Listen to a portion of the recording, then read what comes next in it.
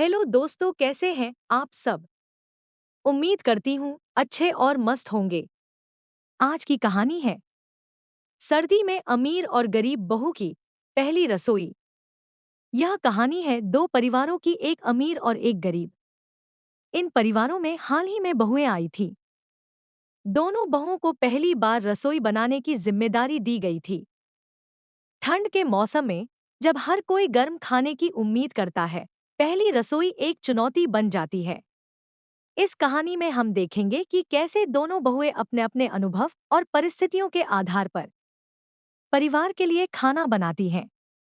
साथ ही इस कहानी में छिपा है एक गहरा संदेश जो रिश्तों और मानवीय मूल्यों को समझने में मदद करता है। रामलाल का परिवार एक छोटे गांव में रहता था। उनकी बहू का नाम सीमा था। सीमा गरीब घर से थी और बचपन से ही उसने कठिन परिस्थितियों में अपना जीवन बिताया था। उसके ससुराल का घर मिट्टी का था और रसोई लकड़ी के चूल्हे पर चलती थी। सर्दी के मौसम में ठंडी हवाएं घर में घुसती थी, लेकिन सीमा ने कभी शिकायत नहीं की। दूसरी तरफ शहर में रहने वाले शर्मा जी का परिवार बड़ा और संपन्न था। उनकी बहू का नाम नूपुर था।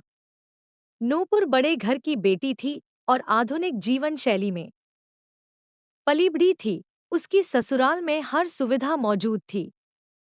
गैस का चूल्हा, माइक्रोवेव और सर्दी से बचाने के लिए हीटर। सीमा के ससुराल में एक परंपरा थी कि बहू पहली बार अपने हाथों से खाना बनाकर पूरे परिवार को खिलाएगी। सर्दियों की कड़क ठंड थी और सीमा को सुबह सुबह उठकर रसोई संभालनी थी। उसने सबसे पहले लकड़ी का चूल्हा जलाया। लकड़ी गीली थी, इसलिए आग जलाने में काफी मुश्किल हुई। उसका चेहरा धुएं से काला हो गया, लेकिन उसने हिम्मत नहीं हारी। उसके पास जो भी सब्जियां थी, आलू, गोभी और टमाटर, उन्हीं से उसने खाना बनाने की योजना बनाई। नूपुर के लिए पहली रसोई एक बड़ी चुनौती थी। वह रसोई में काम करने की आदी नहीं थी। घर में सब कुछ तैयार था, लेकिन उसे यह समझ नहीं आ रहा था कि शुरुआत कहाँ से करे। उसकी सास ने उसे निर्देश दिया, नूपुर, आज पहली बार तुम हमारे लिए खाना बनाओगी। हम ठंड में गर्मागर्म पराठे और कुछ मीठा खाने की उम्मीद कर रहे हैं। नूपुर ने यूट्यूब पर पराठा बनाने की रेसिपी देखी। उसने फ्रीजर से पनीर निकाला और अपनी सुविधा के लिए माइक्रोवेव में चीज पिघलाने लगी। सीमा ने सब्जियां काटनी शुरू की। उसके हाथ ठंड से जम रहे थे, लेकिन उसने हार नहीं मानी। चूल्हे पर तवा गरम करके उसने पराठे बेलने शुरू किए। गीली लकड़ी की वजह से आग बार बार बुझ रही थी, लेकिन सीमा ने अपनी लगन से सब कुछ संभाल लिया। खाना बनाते वक्त उसकी ननद ने आकर पूछा, भाभी, इतनी ठंड में कैसे कर रही हो ये सब। सीमा मुस्कुराई और बोली, अपने परिवार के लिए प्यार से किया गया काम ठंड को महसूस नहीं होने देता। नूपुर को पहली बार समझ में आया कि खाना बनाना आसान काम नहीं है। उसने पनीर पराठे बनाए, लेकिन उसे ठीक से सेंकना नहीं आया। पराठे कभी जल जाते तो कभी कच्चे रह जाते। दोस्तों, यदि आप हमारे चैनल पर नए हैं तो प्लीज हमारे चैनल को सब्सक्राइब जरूर कर लें। अभी कर लें, क्योंकि बाद में आप भूल जाएंगे। मिठाई बनाने के लिए उसने इंस्टेंट मिक्स का सहारा लिया, लेकिन वह भी सही से नहीं बना। उसकी सास ने आकर पूछा, नूपुर, सब ठीक है ना। नूपुर ने घबराकर कहा, मां जी, मैं कोशिश कर रही हूं, बस थोड़ा समय लगेगा। सीमा ने पराठे, आलू गोभी की सब्जी और चावल बनाकर टेबल पर परोसा। उसने मिट्टी के बर्तन में गुड़ की खीर भी बनाई थी। जब परिवार ने खाना खाया तो सबने उसकी तारीफ की। सीमा के ससुर ने कहा, बहू, तुम्हारा खाना सर्दी को भी मात दे गया। तुम्हारी मेहनत और प्यार इस खाने में झलक रहा है। नूपुर ने पराठे और इंस्टेंट खीर टेबल पर रखी। खाना ठीक था, लेकिन उसमें वह गर्मजोशी नहीं थी जो परिवार ने उम्मीद की थी। उसकी सास ने हल्की मुस्कान के साथ कहा, खाना अच्छा है, बेटा, लेकिन अगली बार थोड़ा ध्यान देना कि पराठे अच्छे से सिकते रहें। सीमा ने महसूस किया कि उसके परिवार की खुशी उसकी मेहनत में है। उसने सोचा, मैं हमेशा अपनी रसोई को प्यार और समर्पण के साथ संभालूंगी। यह घर मेरा है और इसे संवारना मेरा कर्तव्य है। नूपुर ने सोचा, सिर्फ आधुनिक उपकरणों से खाना नहीं बनता, इसमें प्यार और दिल लगाना पड़ता है। मुझे सास से सीखना होगा कि परिवार के लिए खाना कैसे बनाया जाता है। कुछ महीनों बाद दोनों परिवारों की एक शादी में मुलाकात हुई। सीमा और नूपुर की बातचीत से दोनों को एक दूसरे से बहुत कुछ सीखने का मौका मिला। सीमा ने नूपुर को सिखाया कि कैसे सादगी और मेहनत से रिश्तों को मजबूत बनाया जा सकता है। नूपुर ने सीमा को आधुनिक रसोई की तकनीकें समझाईं। इस कहानी से हमें यह सीख मिलती है कि परिस्थितियां चाहे जो भी हों, मेहनत और प्यार से हर मुश्किल को आसान बनाया जा सकता है। अमीर हो या गरीब, हर परिवार की नींव रिश्तों और आपसी समझ पर टिकी होती है। पहली रसोई सिर्फ एक परंपरा नहीं, बल्कि अपनेपन और समर्पण का प्रतीक है। कहानी नंबर 2, बच्चा संभालो बहुरानी। गांव और शहर के जीवन में जमीन आसमान का फर्क होता है। एक तरफ गांव की सादगी और संस्कार होते हैं, तो दूसरी तरफ शहर की चकाचौंध और फैशन का दौर। लेकिन जब यह दोनों दुनियाएं टकराती हैं, तो न जाने कितने हास्यास्पद और अद्भुत घटनाएं होती हैं। ऐसी ही एक कहानी है हमारी नायिका नीता की, जो शहर की चकाचौंध में पली बड़ी, और उसकी सास कमला देवी, जो गांव की मिट्टी से जुड़ी हुई एक सीधी सादी महिला थी। नीता का जन्म एक बड़े शहर में हुआ था। उसकी पढ़ाई एक कॉन्वेंट स्कूल में हुई थी। कॉलेज में उसने फैशन डिजाइनिंग की पढ़ाई की और हमेशा आधुनिक कपड़े पहनने और मेकअप करने में रुचि रखती थी। वह हमेशा नई नई चीजें ट्राई करती और हर जगह अपनी अलग पहचान बनाती। शादी के बाद नीता का जीवन पूरी तरह बदल गया। उसके पति रोहन एक इंजीनियर थे और काम के सिलसिले में छोटे शहर में रहते थे। नीता को गांव के पास बने इस छोटे शहर में आकर रहना पड़ा।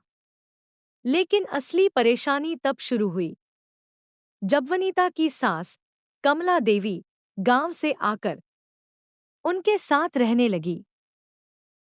कमला देवी का व्यक्तित्व बिल्कुल अलग था। उनकी सादगी और घरेलू जीवन के अनुभव उन्हें सबसे अलग बनाते थे। साड़ी में लिपटी, हाथ में चूड़ियां और माथे पर बड़ी सी बिंदी लगाए, वे नीता के बिल्कुल विपरीत थी। कमला देवी को आधुनिक जीवन शैली से कोई लगाव नहीं था। वे सुबह जल्दी उठती, पूजा करती, घर के छोटे मोटे काम खुद निपटाती और अपने पोते पोती को कहानियां सुनाती। जब वे नीता के घर आईं, तो उन्होंने महसूस किया कि उनकी बहू का ध्यान ज्यादा अपने फैशन और सोशल मीडिया पर रहता है। नीता सुबह देर से उठती, मेकअप करने में घंटों लगाती और अपने छोटे बच्चे आर्यन को संभालने की जिम्मेदारी अक्सर कमला देवी पर छोड़ देती। नीता का दिन की शुरुआत हमेशा इंस्टाग्राम पोस्ट्स और वीडियो बनाने से होती थी। वह खुद को फैशन इन्फ्लुएंसर मानती थी। हर रोज नए कपड़े, अलग अलग हेयर स्टाइल और महंगे जूतों के साथ उसकी दिनचर्या चलती। एक दिन कमला देवी ने नीता से कहा, बहू, तुम सुबह सुबह अपने बच्चे को नहलाकर तैयार क्यों नहीं करती? नीता ने लापरवाही से जवाब दिया, मांग जी, मुझे अपनी सोशल मीडिया प्रोफाइल अपडेट करनी होती है, आप समझती क्यों नहीं? कमला देवी ने सोचा कि यह आधुनिक जीवन शैली उनके बस की बात नहीं है, लेकिन वे चुप रहीं। कमला देवी को अक्सर नीता के फैशन और व्यवहार पर हंसी आती। एक दिन नीता ने घर में एक वीडियो शूट करने की ठानी। उसने अपने पति और बच्चे को भी अपने वीडियो में शामिल करना चाहा। कमला देवी को देखकर वह बोली, मांग जी, आप यह पुरानी साड़ी पहनकर पीछे न खड़ी रहें, मेरे फॉलोअर्स को अच्छा नहीं लगेगा। कमला देवी मुस्कुराते हुए बोली, अच्छा बहू, तुम ये साड़ी दे दो, मैं तुम्हारे वाले कपड़े पहन लेती हूँ। जब नीता ने उन्हें अपनी एक जीन्स और टी शर्ट पहनने को दी, तो कमला देवी ने उसे उल्टा पहन लिया। नीता को समझाते समझाते थकना पड़ा। एक दिन आर्यन जोर जोर से रोने लगा। कमला देवी उसे संभालने के लिए दौड़ी। उन्होंने देखा कि नीता अपना फोन लिए फोटोशूट में व्यस्त थी। बच्चे का डायपर बदलते हुए कमला देवी ने सोचा, अगर इस बहू को एक दिन भी गांव में भेजा तो पूरा गांव भाग जाएगा। एक दिन नीता ने कुछ ऐसा किया जिसने कमला देवी को नाराज कर दिया। नीता ने अपने बच्चे को झूले में छोड़कर सोशल मीडिया लाइव किया। आर्यन झूले से गिरने ही वाला था कि कमला देवी ने उसे बचा लिया। उस रात कमला देवी ने नीता से कहा, बहू, फैशन और आधुनिकता अपनी जगह सही है, लेकिन एक माँ की जिम्मेदारी कभी नहीं भूलनी चाहिए। माँ का प्यार सबसे अनमोल होता है। बच्चे का बचपन कभी लौटकर नहीं आता। अगर तुम अपनी जिम्मेदारी नहीं समझोगी तो एक दिन पछताओगी। नीता को यह बात चुभ गई। उसने पहली बार अपने व्यवहार पर विचार किया। अगले दिन नीता ने अपनी सुबह की दिनचर्या बदल दी। उसने कमला देवी से माफी मांगी और कहा, मां जी, आपने सही कहा।